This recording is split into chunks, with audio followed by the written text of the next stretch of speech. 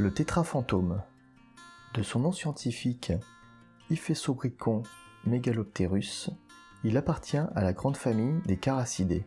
Originaire d'Amérique du Sud, c'est dans le bassin de l'Amazone que se rencontre principalement le tétrafantôme noir. Au niveau de son anatomie, c'est un petit poisson au corps gris ou transparent et aux nageoires bien noires.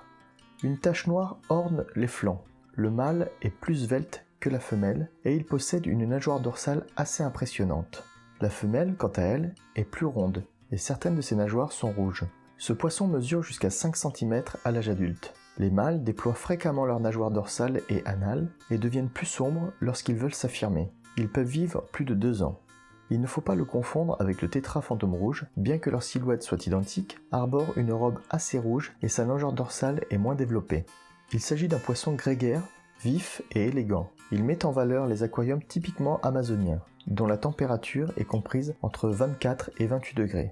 Idéalement, le pH doit être compris entre 6 et 7,5 et la dureté entre 5 degrés GH et 18 degrés GH. De préférence, il faut le maintenir par groupe de 5 individus minimum dans un bac bien planté qui mesurera au moins 60 cm de long. Si jamais le groupe est trop petit, le poisson se sentira mal, il sera discret et peu visible. Le tétrafantôme noir est un des meilleurs tétras pour une configuration d'aquarium communautaire générale.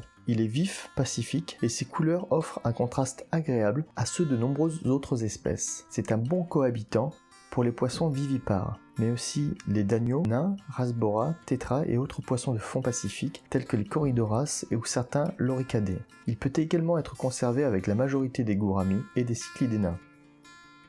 Cette espèce peut être trouvée dans les aquariums de la plupart des revendeurs et c'est l'un des meilleurs choix pour l'aquariophile débutant. Étant à la fois robuste et peu coûteux, le plus souvent, il s'agit d'une souche élevée sélectivement avec de longues nageoires qui est disponible dans le commerce.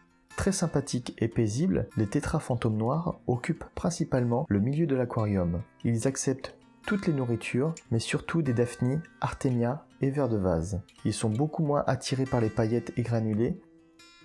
La reproduction du fantôme noir est difficile en aquarium. Elle requiert une eau douce avec un GH de 5 et acide avec un pH compris entre 5 et 6. Le tétrafantôme noir est un poisson adapté aux débutants car il est robuste et assez peu exigeant quant aux paramètres de l'eau. Mais sa reproduction reste néanmoins difficile.